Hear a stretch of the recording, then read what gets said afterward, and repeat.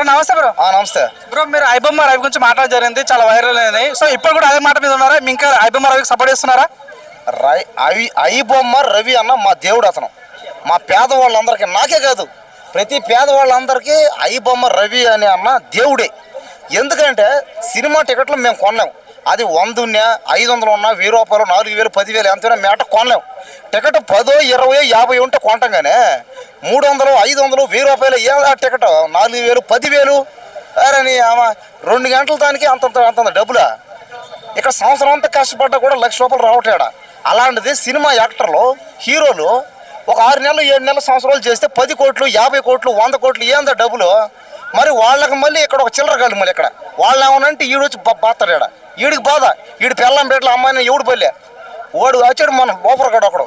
ఆ సినిమా గురించి మాట్లాడితే ఎవడొచ్చి మాట్లాడు. ఇక్కడ వచ్చేదందరితో పెద్ద బాధ. అయితే ఐబొమ్మ రవి గురించి సపోర్ట్ మాట్లాడడం వాళ్ళ మీద కేసులు ఇస్తారంట. మరి నీ మీద కేసు వేస్తా నీకు ఓకేనా? నువ్వు సిద్ధంగా ఉన్నావా కేసు వేసా?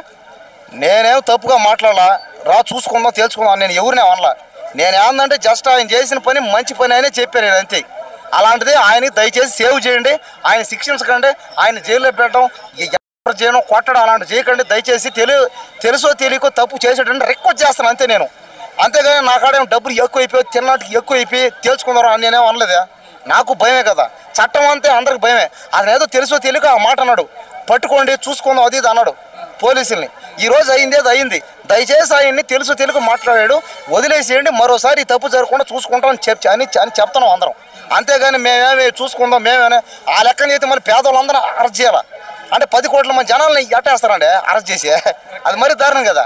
ఇప్పుడు దేశంలో పేదవాళ్ళందరూ ఎట్లేదన్నా 100 కోట్ల మంది ఉన్నారు.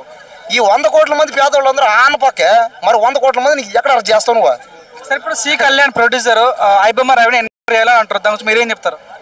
ఆయన అంటాడు ఆయనకేం ఎక్కువ అయిపోయింది దానికన్నీ. ఆయన ఏమన్నట్టు ఆయన రేపో మాపు పోతాడు, ఆయన పైకి ఏమైనా మాట్లాడతాడు. ఆయన అంటే డబ్బులు ఉన్నాడు, ఏమన్నా మాట్లాడతాడు, ఏమన్నా చేయగలుగుతాడు. మరి ఏం చేశాడు చెప్పండి? ఇప్పుడు ఆయన సినిమా వేయడం కూడా తప్పేనా? సినిమా ఏందంటే బాగున్నా బాగలేకపోయినా థియేటర్లో చూసేవాడు చూస్తాడు, చూడడం. అసలు సినిమా బాగుంటే ఐబొమ్మలు పెట్టినా ఇంకేడని పెట్టినా కూడా చూస్తాడు ఎవడైనా. కాంతారా 1 కానీ 2 కానీ, KGF 1 కానీ 2 కానీ ఐబొమ్మలు రాలేదా? మరి సినిమా థియేటర్ కంటే ఐబొమ్మలు వచ్చిలేదే చూడండి. అప్పుడు అందరూ పెట్టేలా డబ్బులు ఎక్కువ రాలా? RRRని మించిన ఎక్కువ డబ్బులు అడుగు. ఇప్పుడు ఐబొమ్మ మీరు ఎంత సపోర్ట్ చేస్తారు? ఇప్పుడు ఐబొమ్మ దగ్గర మీ డాటా ఉంది, ఆ లీక్ అయితే మీకు ఓకేనా? మీరు దాన్ని ఒప్పుకుంటారా? డేటా ఎవరి దగ్గర లేదు భయ్యా. మరి డేటా అందరి దగ్గర ఉంది కదా. YouTube, Facebook, Instagram, Chrome, Google అందరి దగ్గర ఉంది డేటా. మరి వాళ్ళందరూ ఏం చేస్తారో అది లీగలు ఇల్లీగలు ఒట్టి మాటలు అన్నీ. డేటాతో ఏం చేస్తావు నువ్వు? ఏం చేస్తారు చెప్పండి? డేటాతో ఏమైనా చేయగలరు? డబ్బులు వస్తుంటాయి, ఒట్టి మాటలు పోయా. ఇంకా ఆ లెక్కని చెప్తే డేటాని ఎవడో కూడా హ్యాక్ చేస్తానే పోతుంటాడు. యూట్యూబ్లు కానీ ఫేస్బుక్లు కానీ ఇన్స్టాగ్రామ్ కానీ హ్యాకింగ్ చేస్తుంటారు. మరి అప్పుడు ఏమైనా అంటున్నారా? లేదుగా.